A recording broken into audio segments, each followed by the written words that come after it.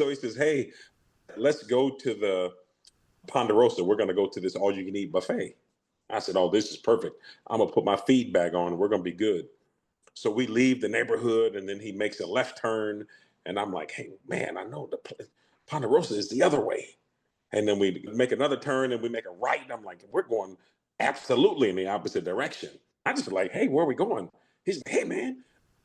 I talked to Coach Collier, who was our head coach. He said, you haven't been at practice. You told him you want to hang out and play basketball with the guys? He said, that'll never happen while I'm around. He said, so you're going to finish playing football. So he took me up back to the high school, met with the high school coach, and I had to literally beg to be back on the team and work to get back on the football team.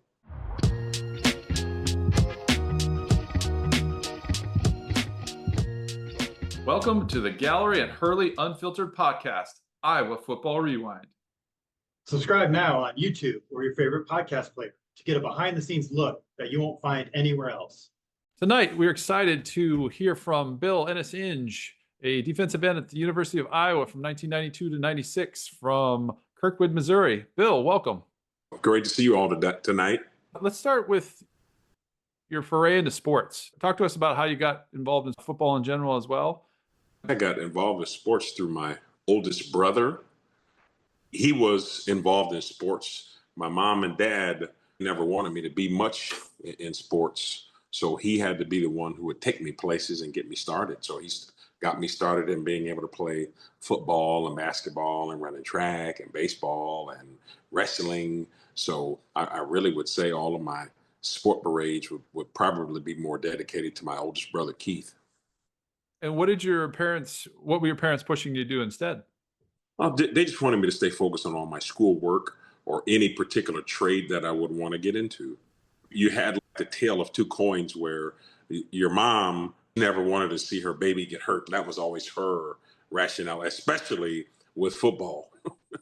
My dad said, I just want to see you do what you enjoy. He was never really big into sports, but he said, if that's something you enjoy, I'll support you. That's great. And did I see that was he into racing? Yes, drag racing. Correct. And basically it was like his whole group of friends, in a sense, almost a whole neighborhood of individuals who drag raced. Now, all of those individuals who had children, their children are doing the same thing. And some of their children's children. It's 3 to 4 different generations of individuals who were racing back in the early years, where their ancestors are now still keeping the legacies on. That's great. Talk a little bit more about that, if you would. Yeah. I guess my dad drag raced, and something I always wanted to do, but growing up, we never could do just because there were some things you couldn't afford for a kid.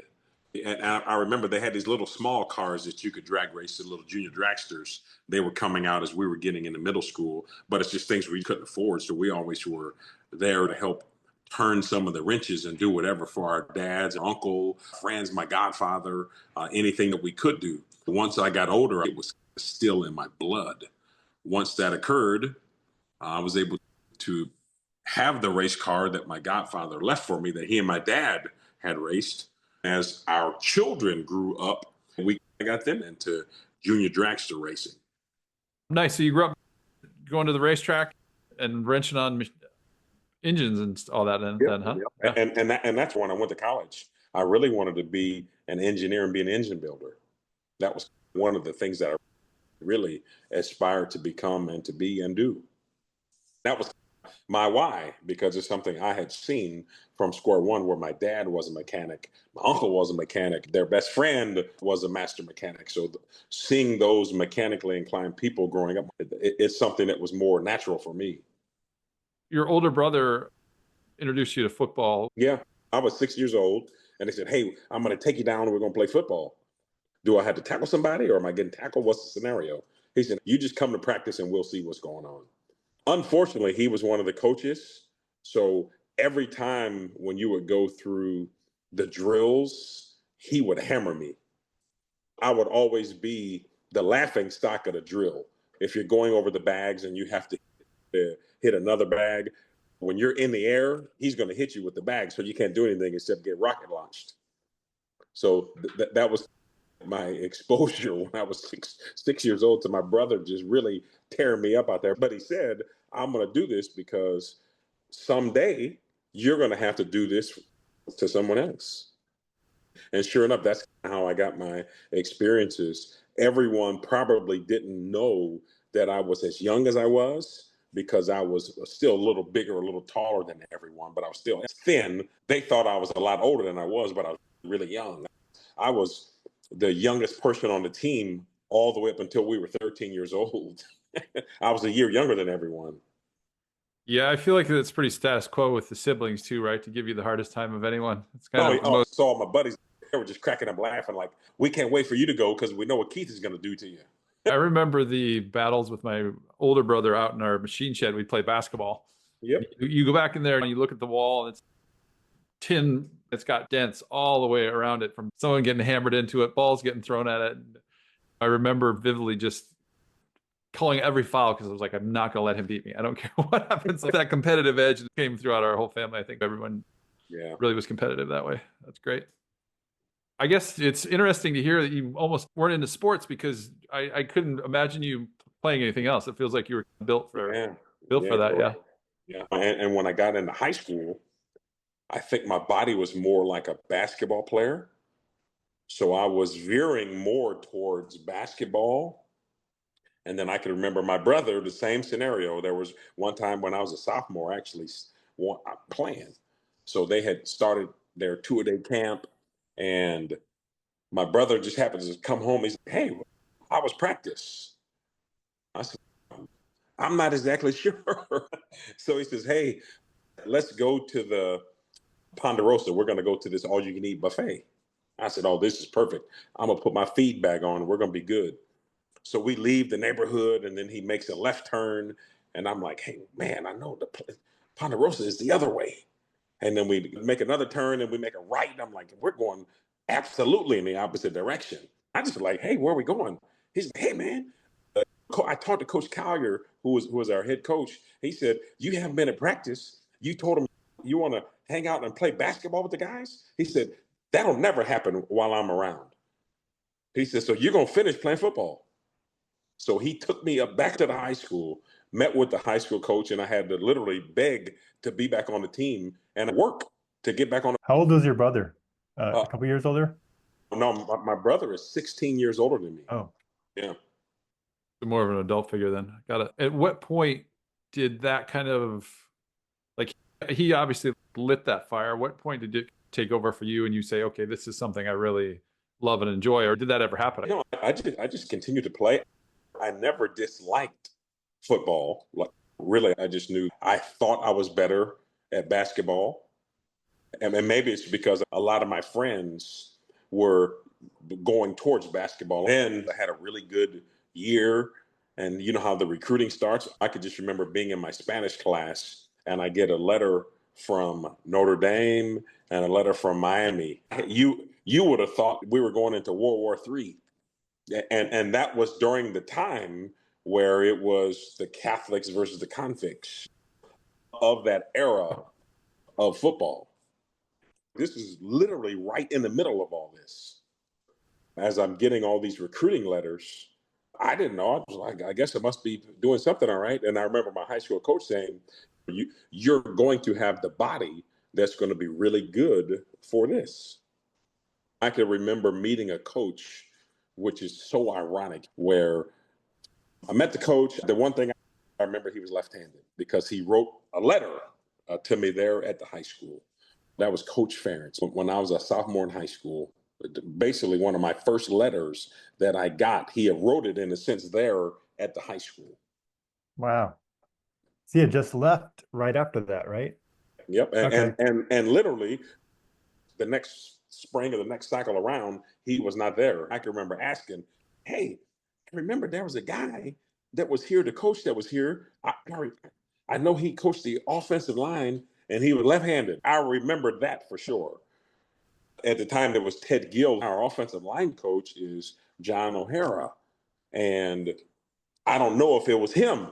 They said it probably was Kirk Ferentz. I'm like, oh, yeah, that was his name. And that's literally how Coach Ferentz and I really met. I was a sophomore in high school. It's incredible. Talk to us more about the recruiting.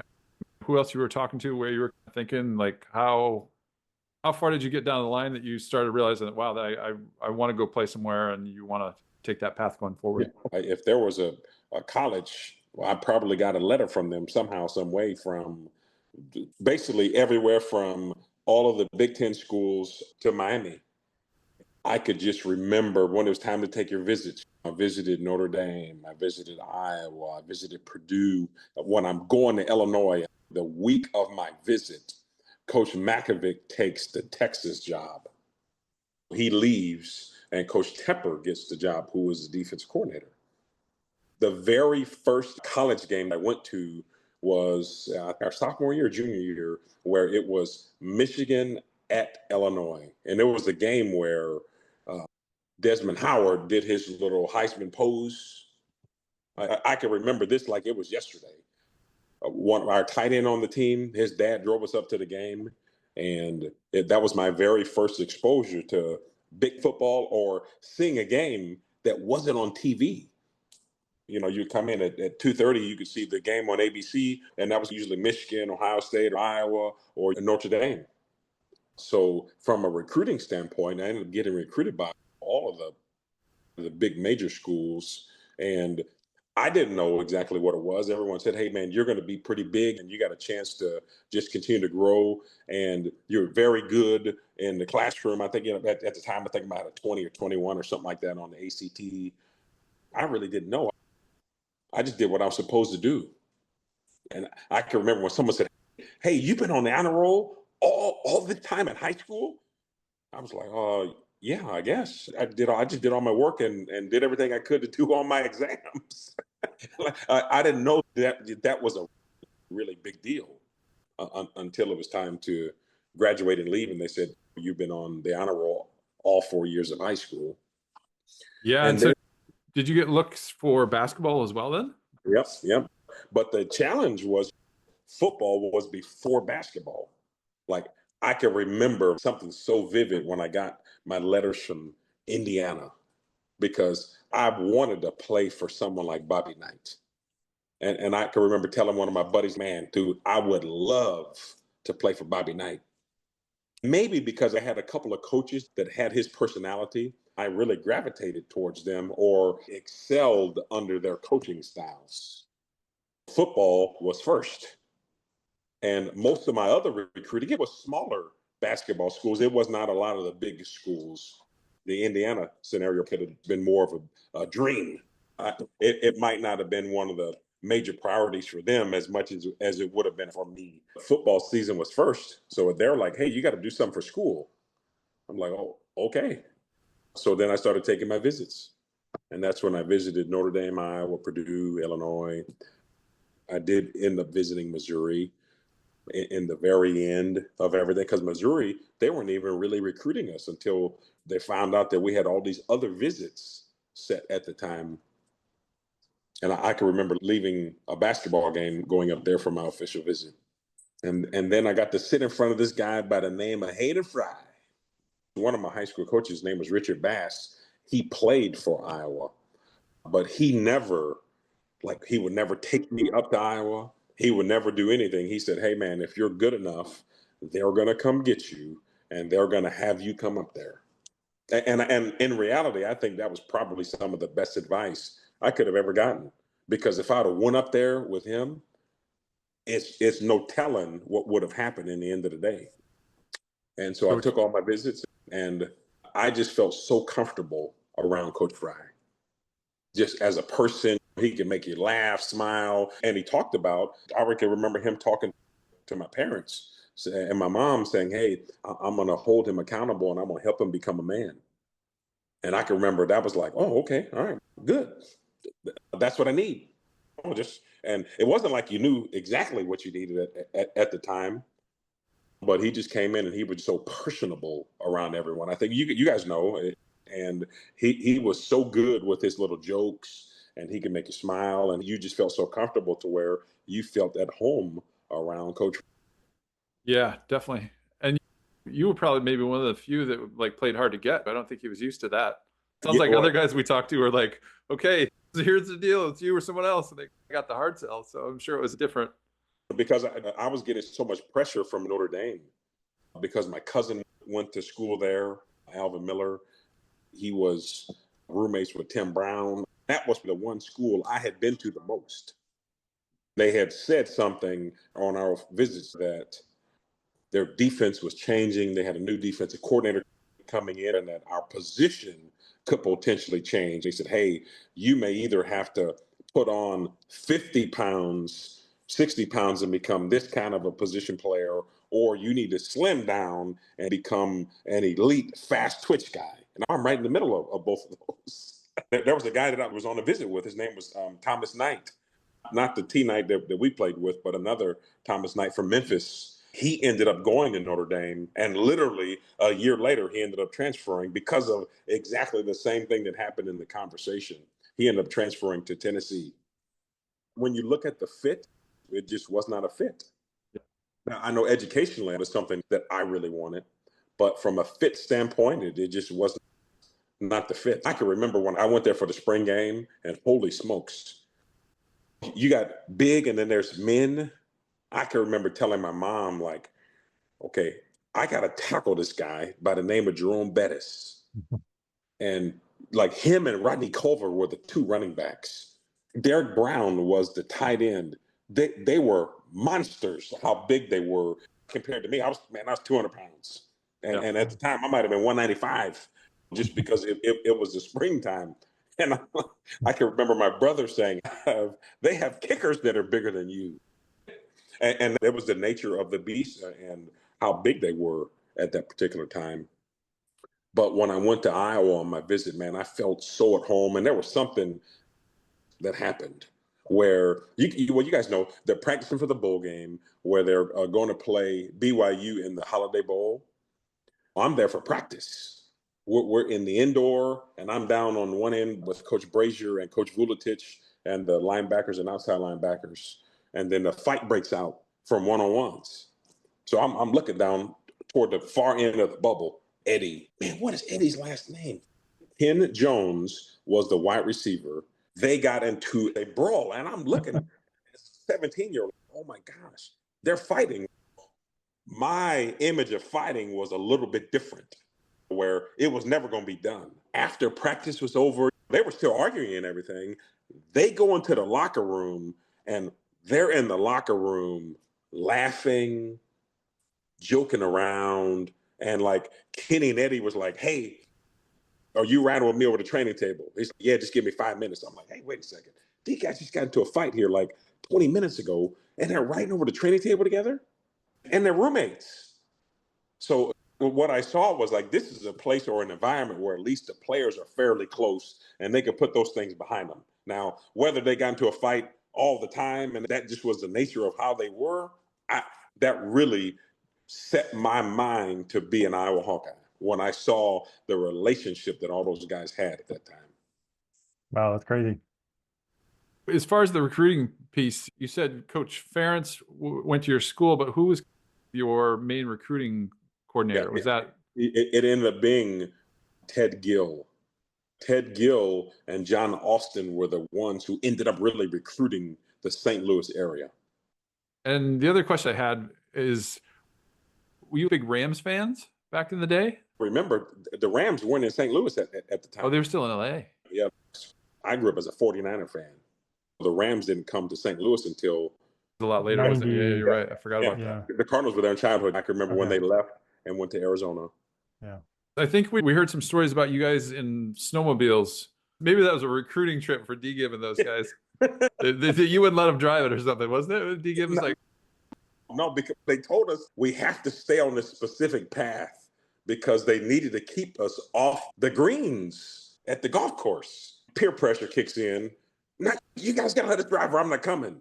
But then all of a sudden, we're going in all different directions. and we didn't find out until Sunday that some greens got tore up. Guys were right all over the place. Nonetheless, that was the last scenario we had with snowmobiles. We had the time of our life out there with the snowmobiles. It was awesome. And for some of us, that was our first time being on snowmobiles. Because Wow. if you were in the snow, you were shoveling snow or trying to get out of the snow. We were all dressed up like Eskimos, and we were out there on the golf course. So during your recruiting trip, you got to ride it, and then later trips and later years, you would have guys come out, and that was part of their recruiting trip too.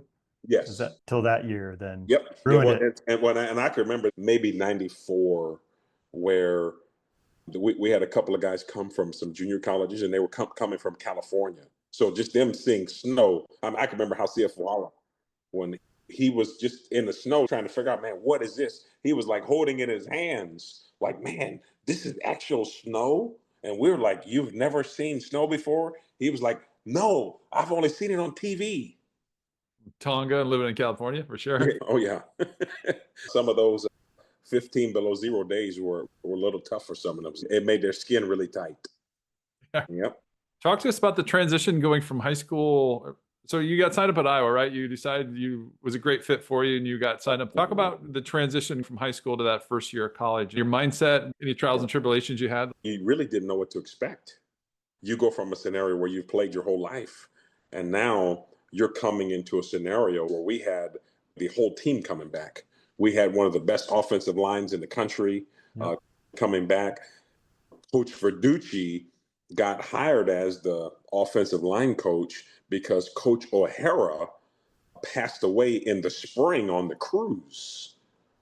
To see how big and how strong everyone was, I can remember when I came up for orientation, and I knew Mike Wells because we're from St. Louis. He was like a big, strong country kid. So when I went in, and I could remember seeing him warming up on the incline, and he had 315 pounds. I was like, man, oh my gosh, I really got to do some more push-ups. And I can't wait to get around Coach Moran and Coach Longo, who were the strength and conditioning coordinators at the time. So our first year, it was literally a year of development where you had to eat, drink, and sleep, just development and try to get better at football every day. It was a tough transition because you'd never been on a scout team getting beat up every day. I think that's where the history and tradition of a program come into play, because we had older guys in the room. I can remember having Larry Blue, who was the older player in the room at our outside linebacker position, and Doug Laufenberg. Those guys explained, hey, you're going to be on the scout team. Your responsibility is to help make our offense better. And you just do that for practice every day. And you just make sure you stay out of trouble. You go to class and you do what you're supposed to do. And that kind of was our first year. Did you expect that you might play that first year, or would you think that you were going to redshirt? Because I think some guys thought they might come in and play. Others knew that they were going to redshirt that first year. What'd you think? If you caught me in June and July, I would say, yes, I had full intention of playing, because that's all you do. You think you're woven to play. When I actually got there and I was around everyone, and I saw some of the big fullbacks we had to go against on a day-to-day basis, I knew that I had to do some developing, because I was 205 pounds. So there was some development that had to happen.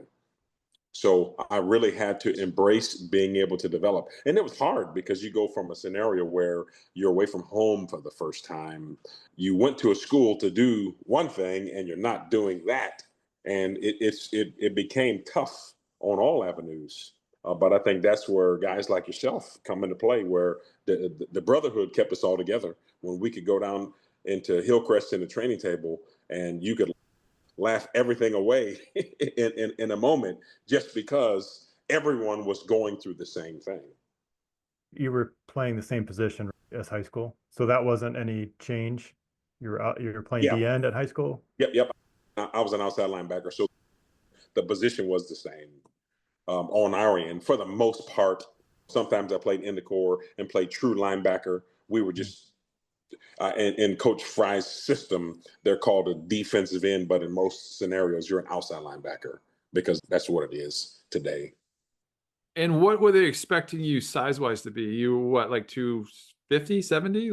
What was kind of the ideal that you were no. going They, for? they were just expecting you slowly but surely. You got to put on weight so you can manage yourself. Whether once you get to 225 and 235, and just whatever you had to do to be able to hold up over a tight end.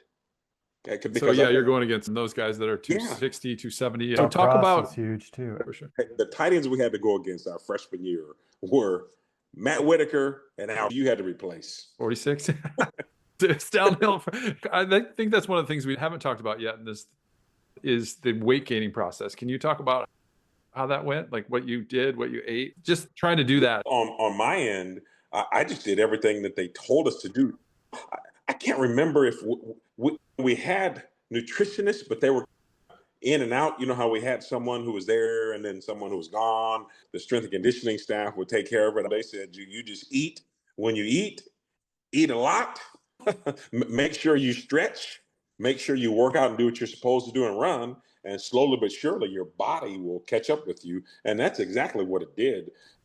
It's not as scientific as it is today, because today they could have it down to the nth.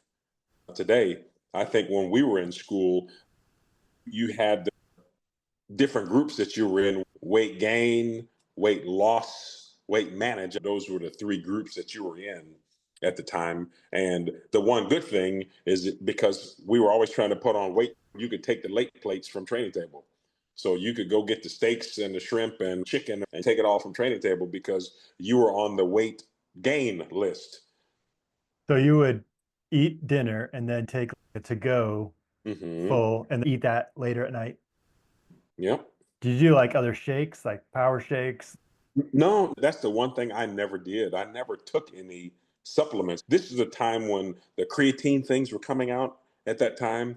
When they gave it to us, I gave it to John Wilder, one of our walk-on offensive linemen, because I knew at the time, they didn't give it to the non-scholarship players. So I said, if I give it to him, this could help our football team. I just gave it to him. Yeah, I remember they gave little creatine drinks or something like that. Yeah. I was on the weight gain program too. No, you came in there thin mints. I was 165. Yeah.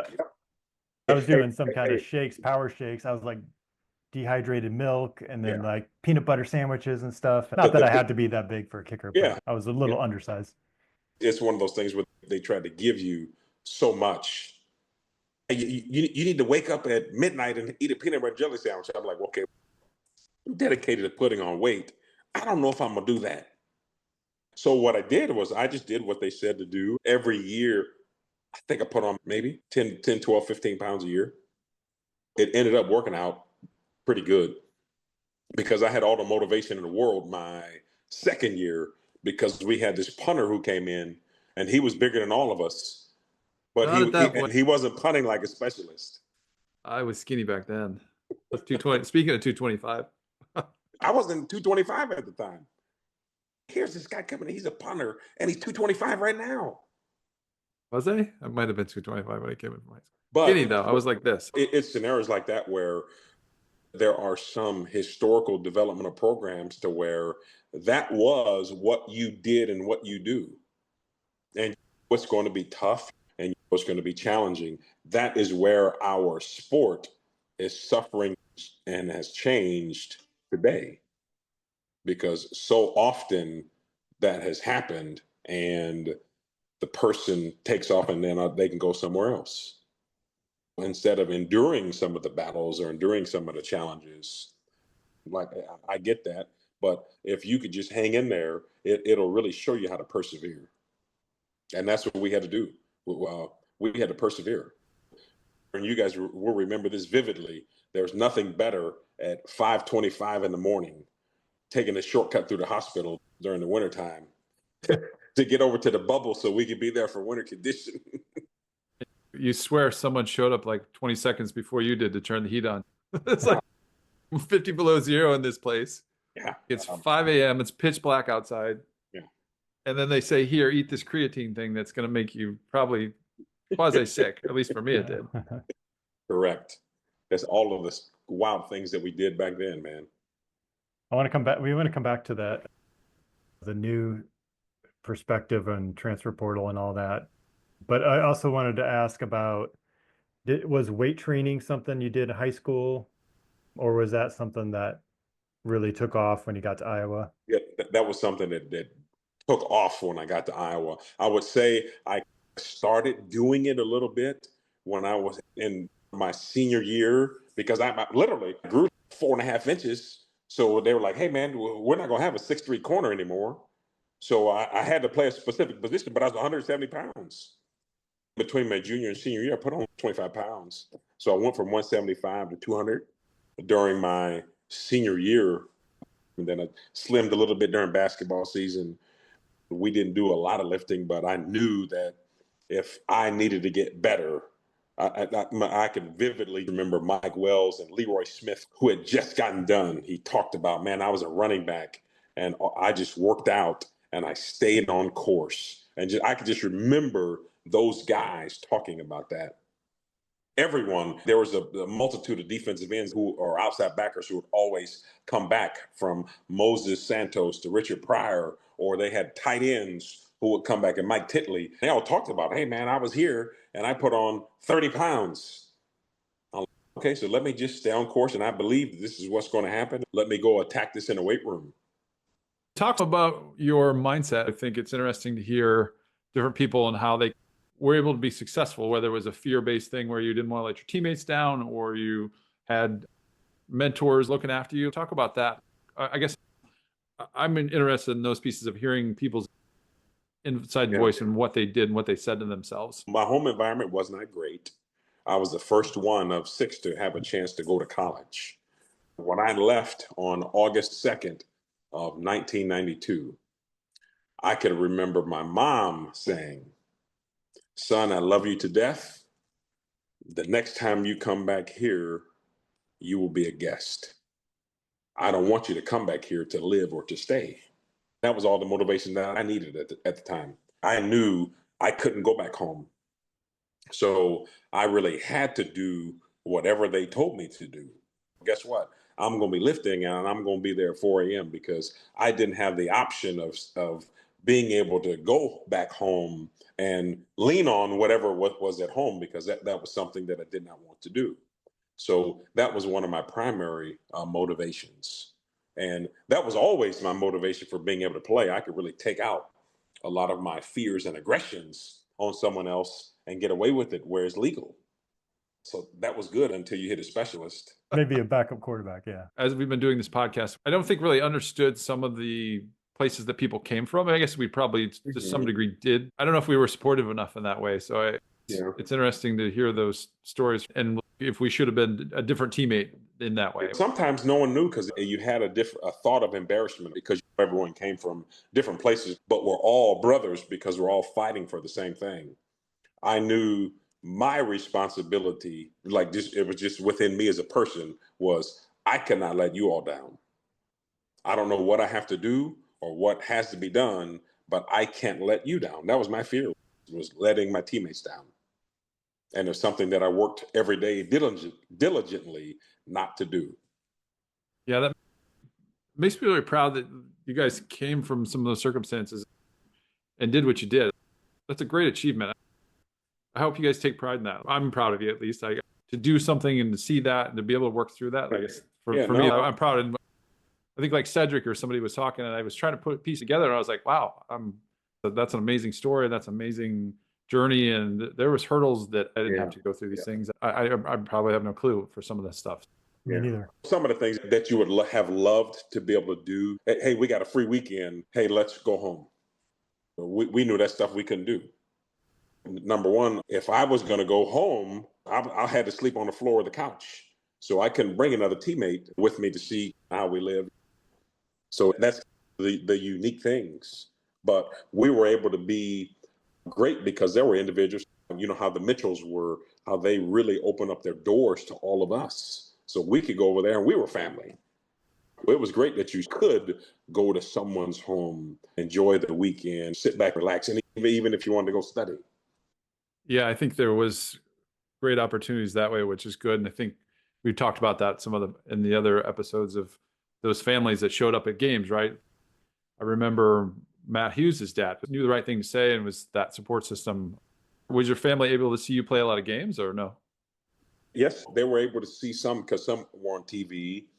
At the time, my oldest brother was going through a very tough time with drugs and alcoholism. Usually he would have been the transportation for my mom coming up to the games. So there were sometimes we all knew where our seats were. I didn't know that they weren't at the game until I would look to try to find them during the game. And you think about this, you didn't have cell phones or anything like that. We were all at the hotel. You're going to see them at the game. For me, that just added more fuel to my fire for being able to play harder or to play better or to represent the team even better, just because I knew what the scenario was. At what point did you feel like you were, like people talk about, there's a point when things slow down for you in the game and you felt like you were able to do that? At what point did that kind of click on for you? I think I would probably say between my sophomore and junior year, to where you're playing a lot more, the system's not changing. I remember between our sophomore and junior year, this is when I want to say, but Coach Long came in and there was a couple of transitions that was happening on the staff. But Coach Elliott was coming in to coach, and Coach Brazier was still with us, but Coach Elliott had went away and then he came back. I really think that just because of having some older mentors that were there, like Larry Blue, I would dedicate my life to him. As an outside backer, he set the example of what you're supposed to be able to do. When things are tough, I can remember going through some tough times just as a freshman. He came out of dorms and grabbed me. Hey, man, what are you doing? Get over here right now. One of two things. Number one, you're going to do what you're supposed to do. And number two, I don't want to be punished with up, downs, and running because you're sitting over here in the dorms. But that's what you really need. And when you needed it the most, someone like him was there. He was a silent leader. I just remember he didn't talk much, at least what I remember. He was a freshman, but you just saw that he was there and he did what he's supposed to do, and he was hardworking, and those are the people I resonated with. I could be that kind of leader too. Not raw type of person, but can just do my thing. And I looked at some of those guys as people that I could model my work ethic after. Because he had great actions. He literally worked without complaint. He did his job, and he was there whenever he needed to be there. And he endured all of the challenges when he tore his ACL or got hurt. It's interesting to hear that. I guess it's an example that gets set, and then people hold you to a standard, and that's what good teams are. It's great to hear this transition from different generations of players. We've had on probably 8 or 10, I guess an 8 or 10 year different span, and you hear it's like, okay, this guy from this generation taught me this, and then I passed it on to this guy, and like it's great to hear those pieces. That's one of the things with the current situation with the players. Are you going to get those kind of mentors? Okay, here's what you need to do. Here's what's going to happen to you. I think that's one of the things that's interesting for us going forward. How do the kids get that? Where are you getting this from? From your family or from other friends or other players? It's maybe a different mindset. Yeah. Well, and that's why we were fortunate. Think about this, Brian, when we were freshmen, because of the guys that I had to practice against every day. I can remember Danon Hughes every day at practice. He was a baseball guy who was playing baseball and football. So seeing Danon Hughes in practice every day, but also seeing Marvin Lampkin and Lou Montgomery, those are the guys that I had to go against in practice every day as the running back, fullback type bodies, and Paul Kujawa, where they were getting to it every day. And they weren't doing anything but working and expecting us to do the same thing. They would encourage you to hold you to the standard and push you to be competitively better every day. And that's what you need in every program. You need players to lead the program. We all had good coaches, but when you see teams get over the hump to where you could win 8, 9, and 10 games, often that's going to be because of the leadership of the players. And all of the times when we were there was someone who led and set the example for us. When we got to be juniors and seniors, we had to carry on the baton and light the same torch. Timmy Dwight was coming in and Tavian Banks was coming in. Those guys, they were the younger players. Matt Hughes was a younger player. Vernon Rollins was a younger player. We had to pass the baton to them and show them the way that we were shown. Yeah, definitely. Let's shift gears a little bit. Any good Hayden Fry stories? Well, there was a ton of stories. You're a player too, and then you were coaching with him, right? So I want to hear some of both. The player aspect of knowing Coach Fry, and then when I found out how he was as a staff member, it was one of the most eye-opening experiences I ever had in a staff meeting. To Coach Fry, whenever we had to address him, he was always the nice guy. There was always the bad guy behind the good guy. And usually the bad guy was going to be taken out on your position coach. Seeing him hold the position coaches accountable was an eye-opening experience. He wasn't speaking bad to anyone, but seeing it done, he had never had conversations like this with us. It was always our position coach who was usually doing it. To see that other side, I'm like, man, I actually loved him even more. I can remember coming out of the staff meeting saying, man, this is great. You're just not always the guy who could crack a joke. And he always would say, Billy, I could always stick my foot up your giggy. You know how he always had those funny little terms. Just seeing him when I went from being a player to coming back as a GA to see the person who I thought was Hayden Fry, now the actual person who was going to lead me into coaching, Coach Fry. It was awesome. Did you get any additional insights when you were captain? Did you guys have more access to him or get any new insights or have more discussions with him at that point, like your senior year? Yeah, the one thing that was so great about Coach Fry, he was accessible for everybody. If you ask Miss Rita, hey, can I get 2 minutes with Coach Fry? You can go in there right now. That was the one thing that I really liked, is that the accessibility for him as our head coach, it was always there. And the one thing, man, that he remembered, like he could remember exactly what happened when he came into your home, because the head coach only got to come into your house one time. He could remember, oh yeah, I can remember we come in to see Billy and he was working on his pickup truck. He was up under the bottom of it. His clutch went out and his mom was cooking saying, you need to hurry up.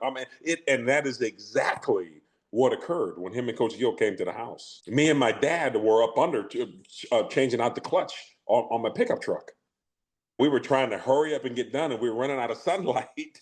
They were coming to the house. And he could remember everything. You know, once you got into your senior year, he couldn't remember everyone's names, but he could remember the specific things that happened. Hey, how is your brother doing? Or how is your sister doing? Or, hey, Nick, your older brother, what is he up to? Or Nick, that younger brother of yours, he's going to be really good. He's as thin as a rail, but he's going to be really good someday. Think about all the things, man, that he said back then to where you knew that he valued us as a priority. I am driving from Colorado to San Diego State moving. I knew he was in Mesquite, Nevada. So I just called him and I talked to Miss Shirley and said, hey, this is Billy Ennis-Inge and I was coach around. I'm going to be coming through there in a couple of days. He demanded that we stop by and see him. Demanded. If I didn't have any time, there could have been a problem. So literally we stopped at a truck stop and a casino right there in Mesquite, Nevada, and we went to see him. And it was just a great experience. And it's funny when you go from being a player to being, in a sense, an adult, it's like the love of a parent changes.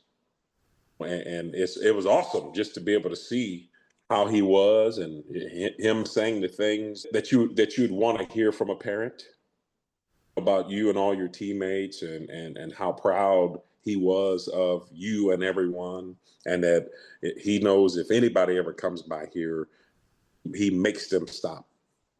And be part of his coaching legacy too, right? That's another thing. And I think we talk about his coaching tree, but we don't talk about like the Matt Hughes and the Cedric Shaws and those guys that are teaching young kids, right? So it's like even bigger than we think. It's down to that high school level, that lower level. So there's just so many people he affected in a really positive way. That's amazing. Everyone is still setting the example. Holding a standard. Yeah, for sure. Mm-hmm. I'm sure we all have worked with kids in our own ways and carried something we learned from him on. It is way bigger than just the head coaches that went on to lead programs, assistant coaches like you and high school coaches, and the ones that aren't really coaching, but they're taking those principles and they're picking up something they learned from Coach Fry or assistant coach. The one thing that he gave us principles for life. And all we're doing is passing them on to other people. That's all. And I think the one thing that was so great about him being a psychologist, just him understanding the thoughts of psychology, because that is where everything begins. If you can get the mindset of someone correct, you can build anything that you want to. But you got to be able to know how to build the mindset. Yeah, agreed. Let's shift gears. Tell us about your best or worst on-field experience, or anything you remember from being on the field. Worst on-field experience, 1994, we're playing Penn State, who were number 1 or number 2 in the country. And they have All-American tight end and Kyle Brady. They have an All-American offensive lineman and Andre Johnson. They had Kajana Carter or Curtis Ennis. It was the who's who of a football team. I can remember we were down early. I am over the tight end and they double team me and they take me 20 yards down the field and there's nothing I can do. I'm trying to get on the ground and they're lifting me up off the ground and they throw me. And I can remember after that, you know how the peer pressure kicks in because you see it on film and everybody saw it. And the players never let me live that down. I remember telling myself, I will never live a day like this again on the football field. I can remember telling Coach Longo, I don't know what we have to change, but I have to get stronger because they threw me like I was a rag doll. And I was just trying to get back down. They had me on my tippy toes. So there was nothing I can do. I just went for a ride, man. And it's something that happens to all good players at some point, but you just never want it to happen. That would be my worst scenario. Probably one of the better ones would have been our senior year on Cedric's birthday. We're playing Wisconsin and we get the shutout.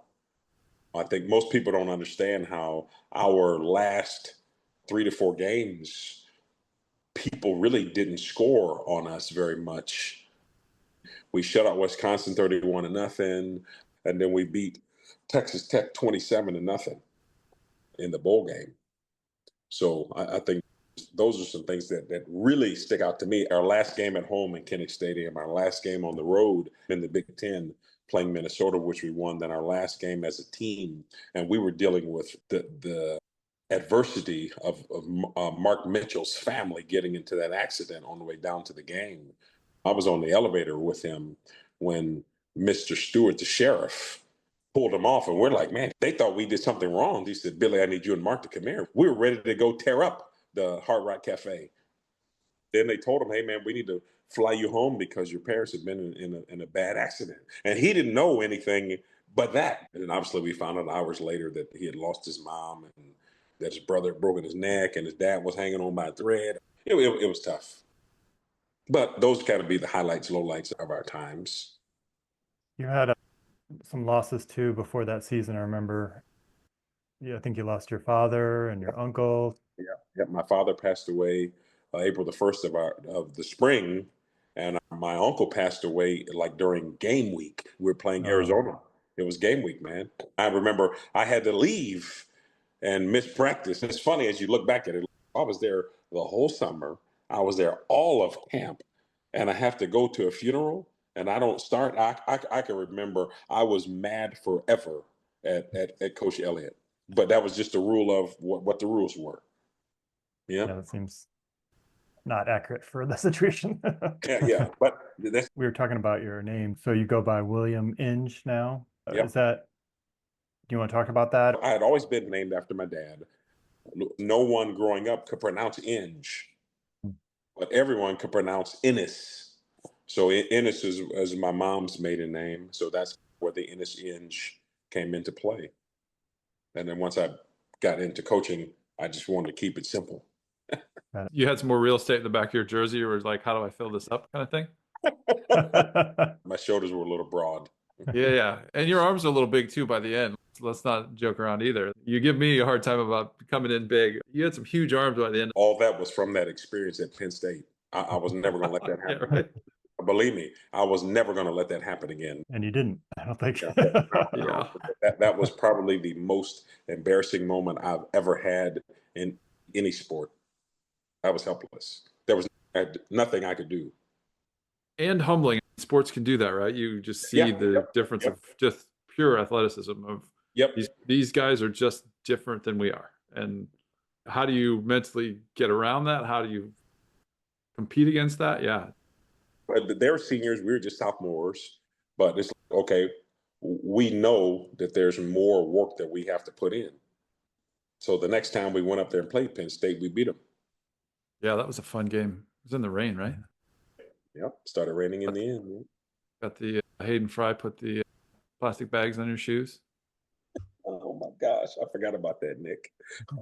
I want to touch on your NFL situation, because coming out talent-wise, you would have been pretty high draft pick.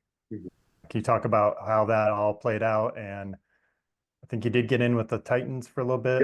Yep. It really came down because I had the one kidney scenario and where I got my kidney removed when I was in college. And it really came down to what the NFL wanted me to do was basically, hey, if you get injured, they're not liable for any of your medical care. If you sign that, what insurance company is going to pick you up? There's probably no insurance company that will ever pick you up, just because if something does happen, someone's going to be on the hook for you the rest of your life. I know at that time that I chose to basically retire, but I knew that I could do more for football than just having to play.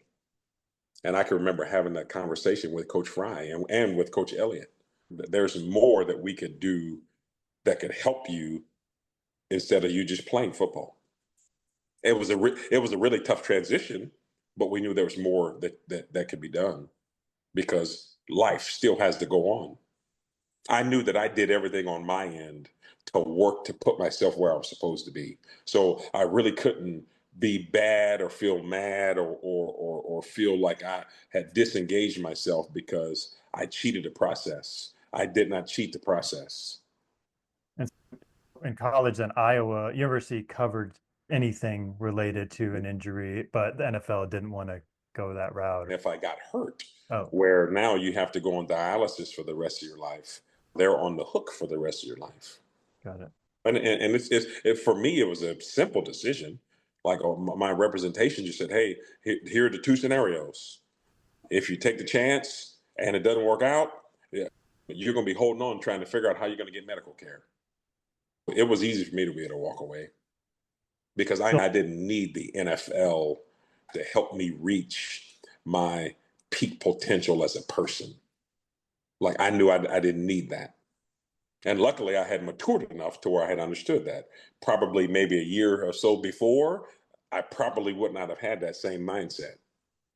That is a pretty mature thing to say. Yeah, now you think about it, like that's, especially at that age and sorting out what you're doing for your life, trying to figure out like the achievement thing and all that. So yeah, that's a really profound kind of statement to say that. And I think I really had a big paradigm shift when I had to bury my dad.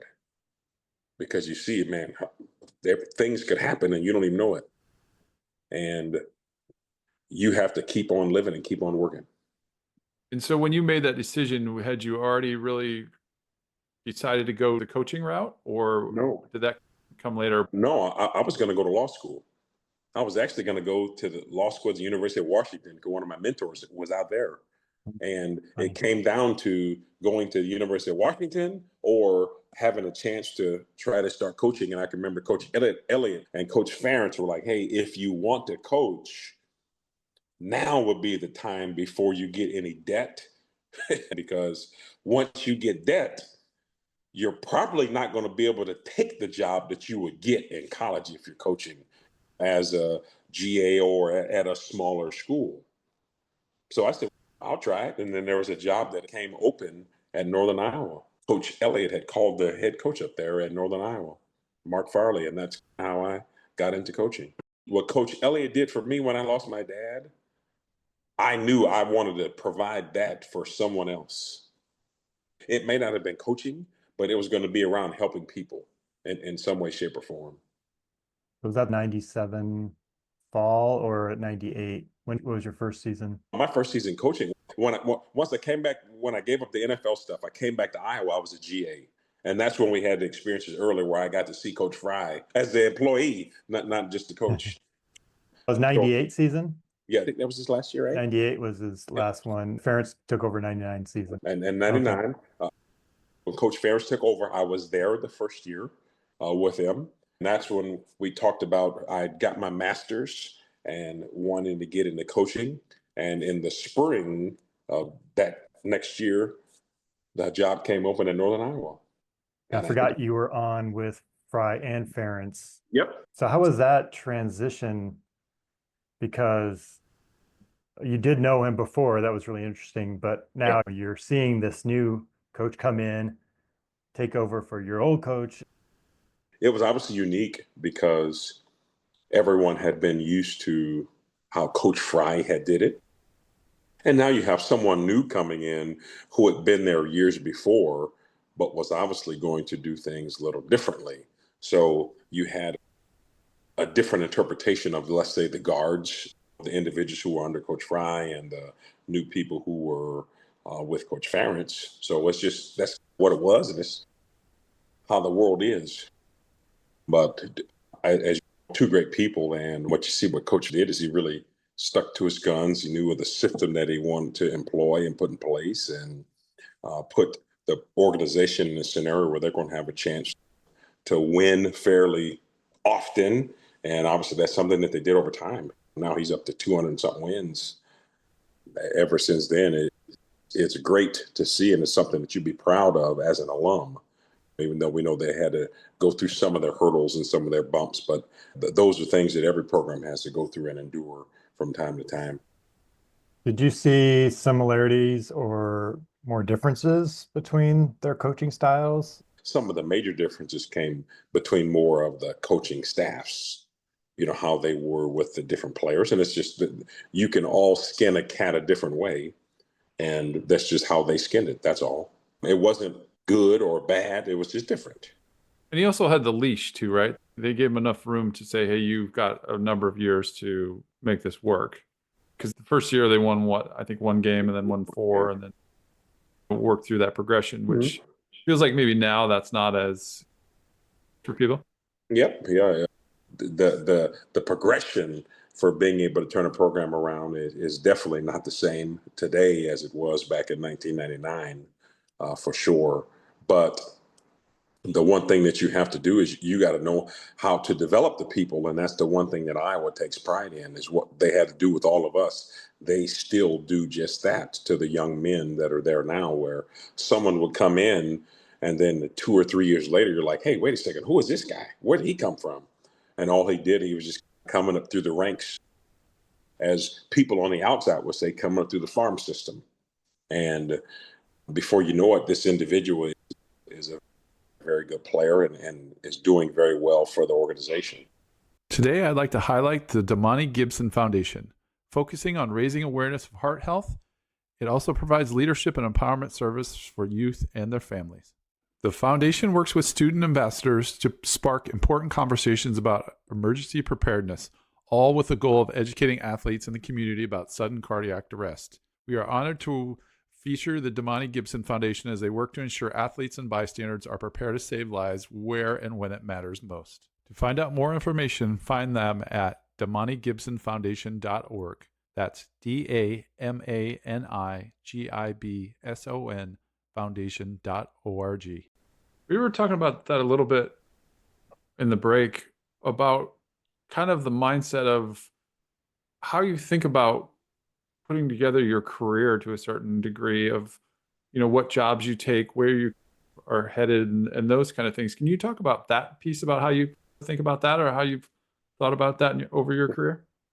The biggest thing you have to do is you have to make sure that you find individuals or people that will be able to allow you to excel and to accomplish your goals, but also who will hold you accountable to those as well.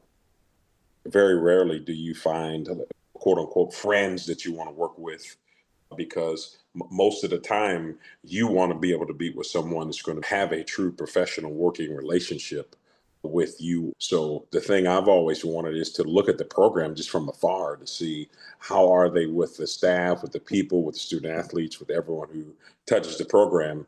And if you can be able to mold and blend yourself to being able to be with them. And I think those are some of the things that we learned the most and the best when we were with Coach Fry, is understanding everybody comes from different backgrounds, because we all have to do that from a teammate standpoint.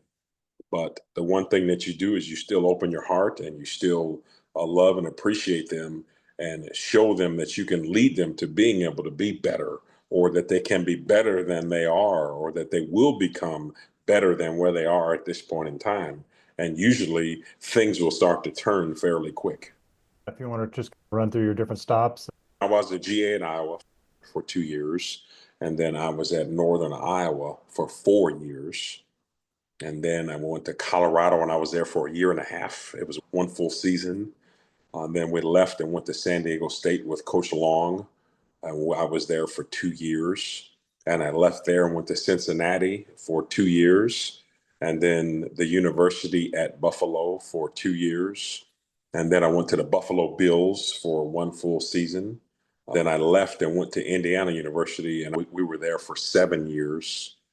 And Fresno State for 2 years, Washington for 2 years, and now here going into our second year. At Tennessee. For those who can't see your T-shirt. Yes, here at Tennessee. And luckily they're sponsored by Nike, not Reebok. Or Apex. Or Pony. Oh my God. Yeah, Pony.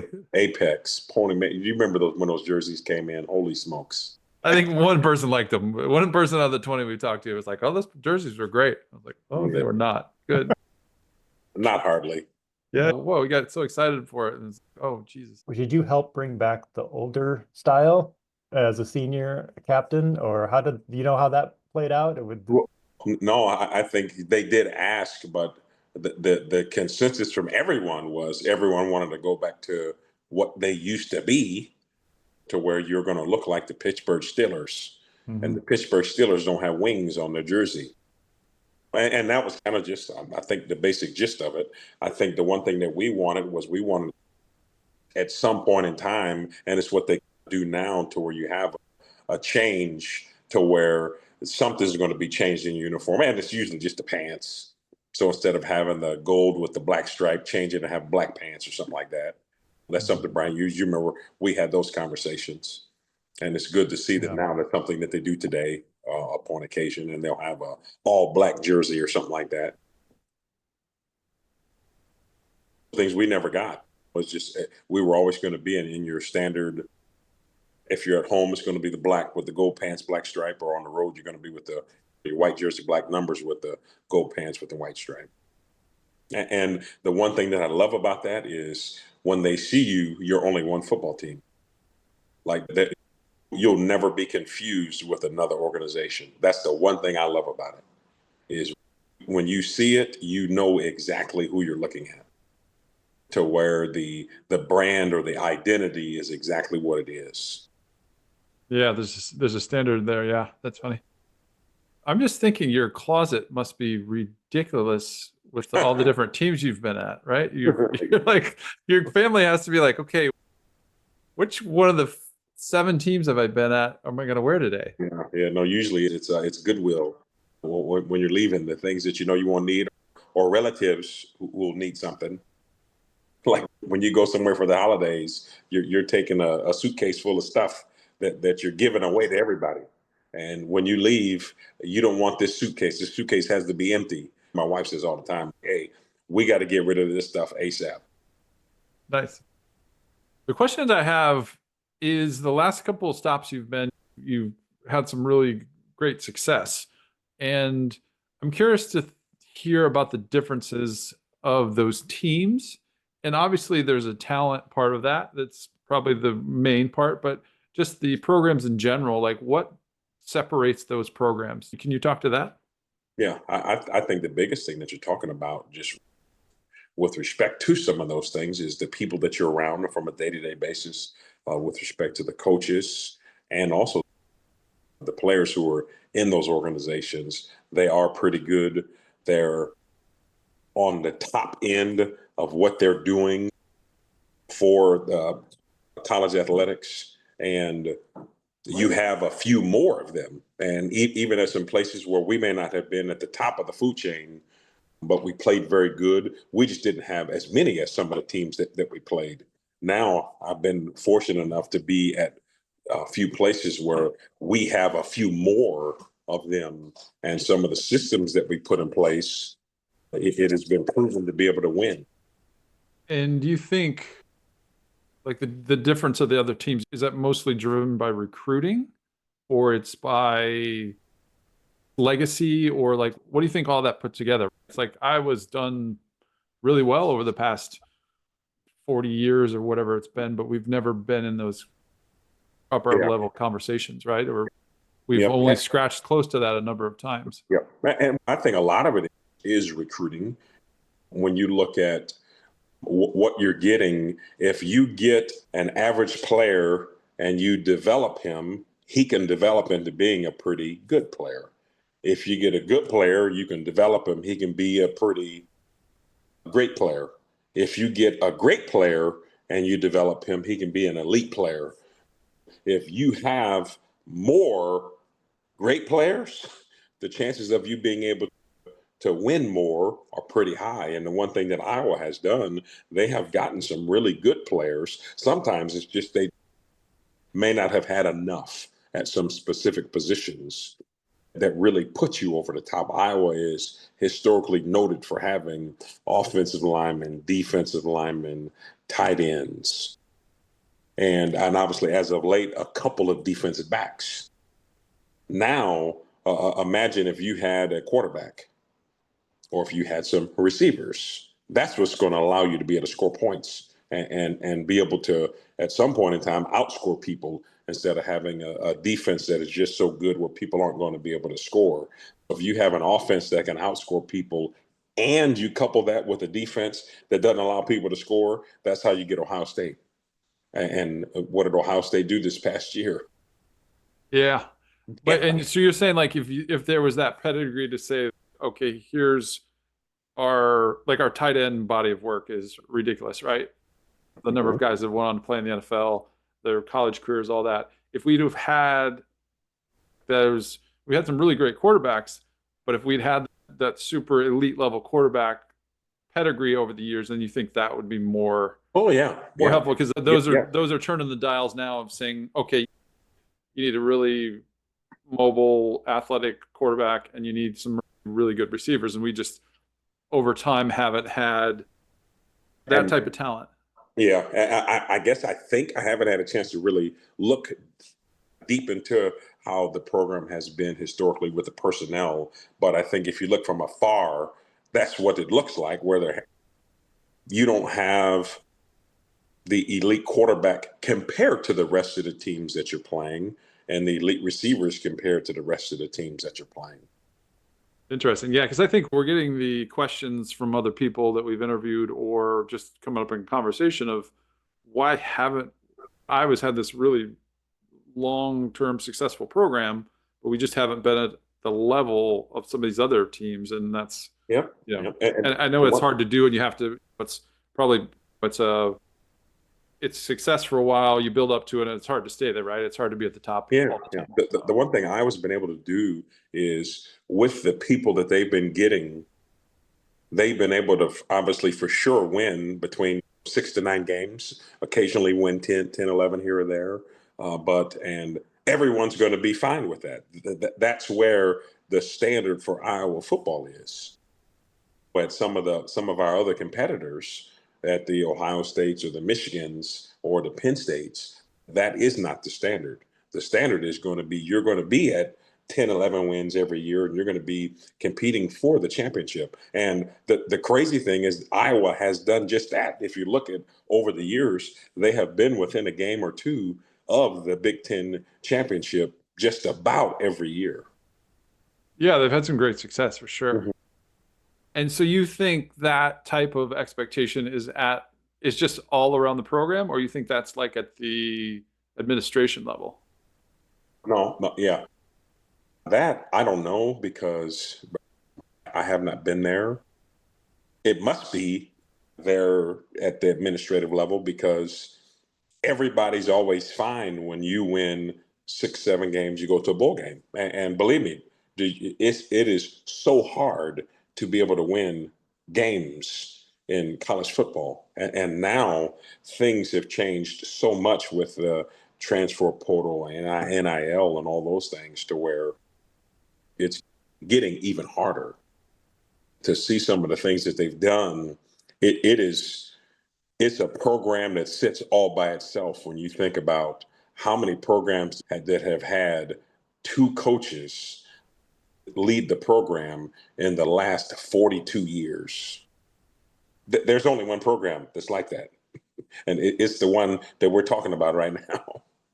Yeah, and maybe 5 or 6 losing seasons in that 40s. Yeah. And again, that's where you could stick your chest out, but also know that you really haven't gotten over the hump to where you're competing for a national championship every year or year in and year out. And as of right now, that may not be the mold or how they're built. And that's okay because they're still finding a way to graduate the players, build great young men, fill up Kinnick Stadium, have great people travel to the games, and be able to have something that all the Iowa farmers can really be happy for and happy about when they can go somewhere warm for the holidays. And if you think about it, just looking, that's what the expectation is. Do you feel that, because being at all these different places, one thing we hear is it's hard to recruit players to come to Iowa, but you and Cedric and D-Rob, and there's a lot of guys that decided to come to Iowa that it seemed like, oh, the weather's bad or it's not that exciting in Iowa City. But you've had to come up with different ways to recruit guys wherever you were all over the country. But what we heard from you today is like the connection with the coach and the other players, and that's really what sells guys on You're correct. Deciding on a school, right? The biggest sell is going to be the connectivity or the connections and the relationships, because if you look, someone may be getting recruited by 5 programs, and all 5 of those programs have winning pedigrees. What's going to separate one school from the next? If they're all exactly the same, it's going to be the people. And usually that's going to be the difference. How can the people vibe with everyone? And that's where I know from us being under the Coach Fry tree, there are things that we do. And if you look at what Coach Stoops did, he did exactly that. He literally mimicked what he learned from Coach Fry and Coach Snyder and from Steve Spurrier. And when he got his head coaching job, he put all of those together. And the one thing that you saw that he did immediately was the ability to recruit the top end athlete.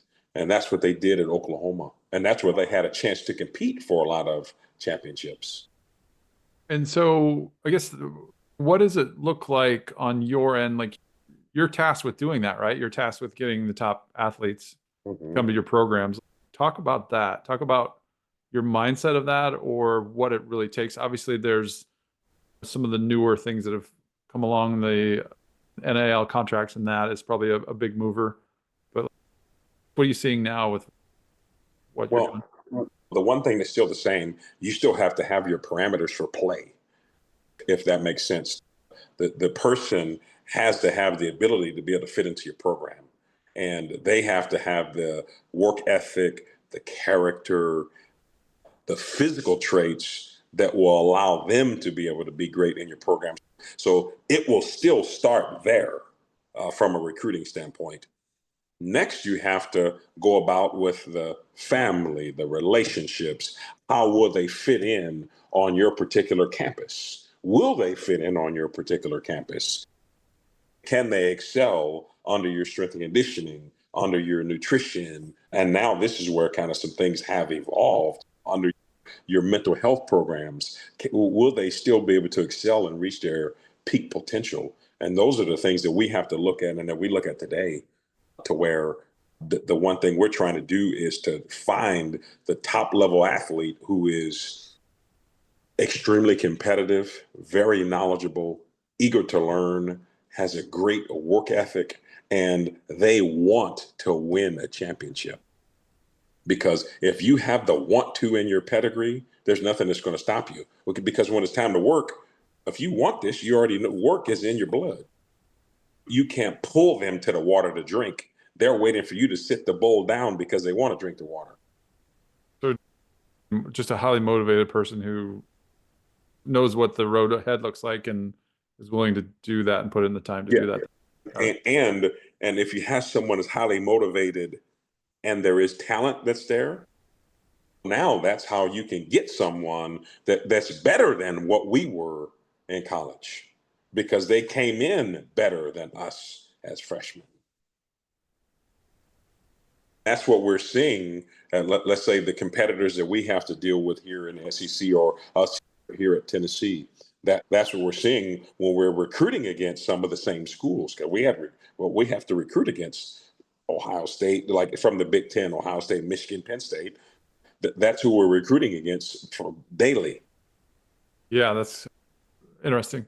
So why don't you, for the people who maybe wouldn't know the recruiting process as well, do a brief run through of what that looks like on your end and how you would go about that? Just some of the stuff we do in the podcast is give looks into areas that people might not know. If they're a general football fan, they might not understand how that works. So talk to that, please. Yeah, from a recruiting standpoint, you have the ability to be able to see the student athlete a multitude of times, let's say 6 times during their high school career. It will be a few times where there can be evaluations, or now they have changed a little bit to where there can be contacts to where you could actually make contact with them at school and talk with them and watch them work out or watch them train, watch them in a wrestling match or a basketball game or a track meet or baseball game or whatever the particular sport that they're in at that point in time. So the one thing you get to do is you get to go out and you get to go see them. And now for individuals that are juniors in high school, going to be seniors here coming up next year, we actually get to meet with and talk with their parents. And all you're really doing now is you're getting a head start on what you were doing next year, because those are some things that you historically couldn't do until they were in their senior year.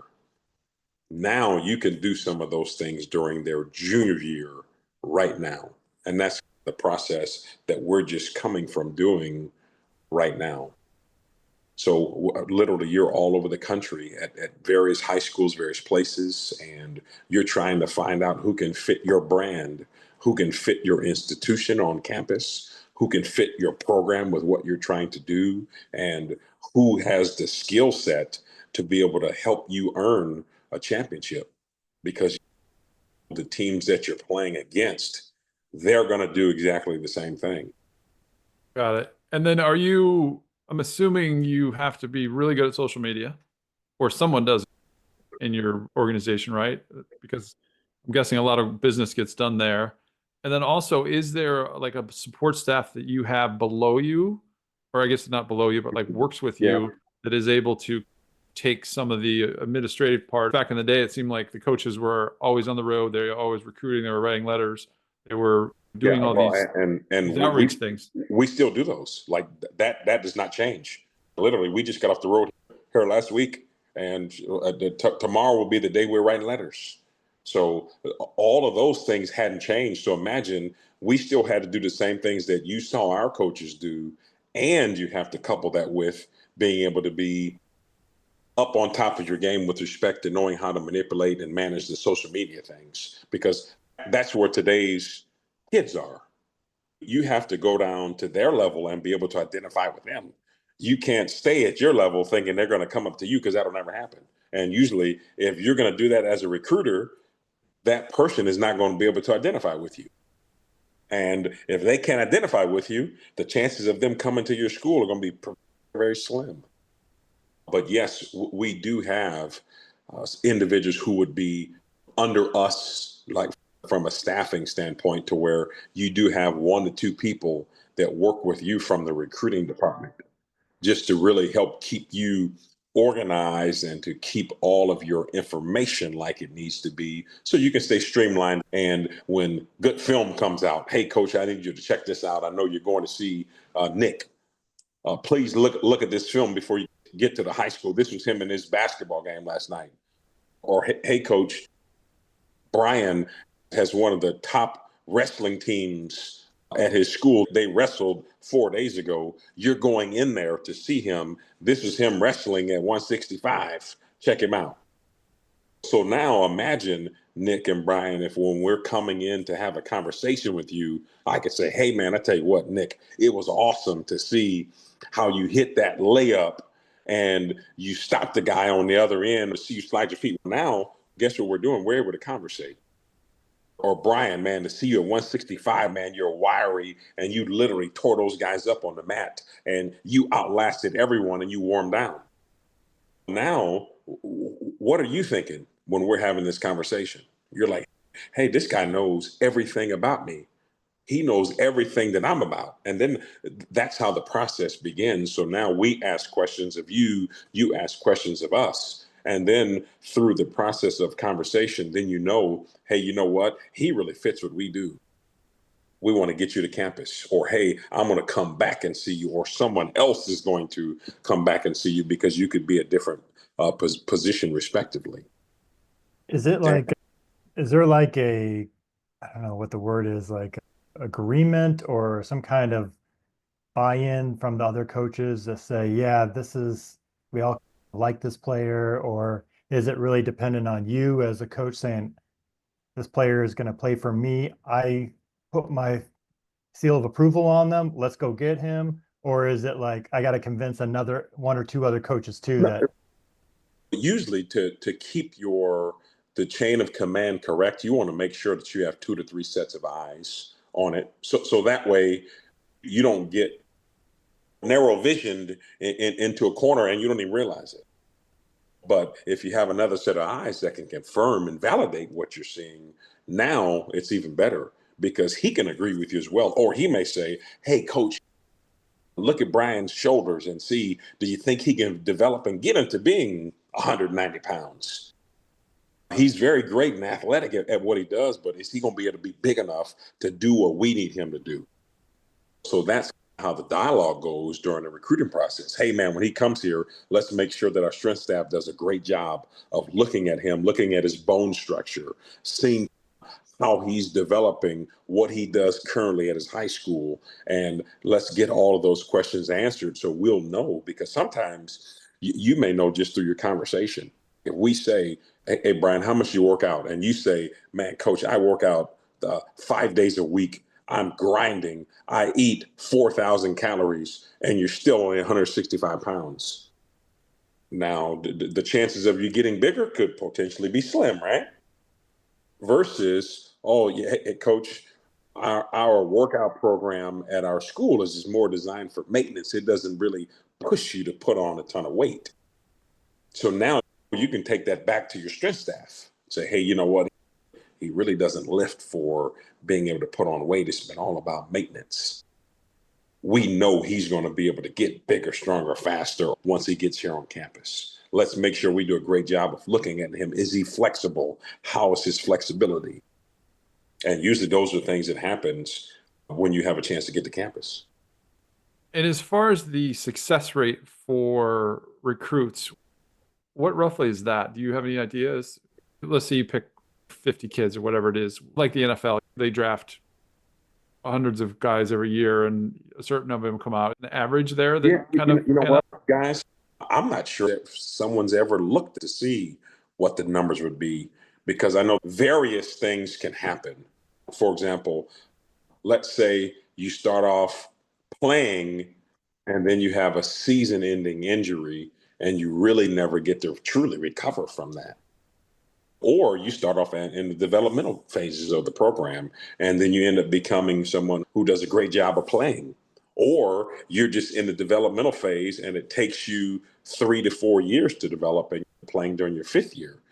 It's just a more matter of what defines the levels of success for you and the participation that individual has in your program.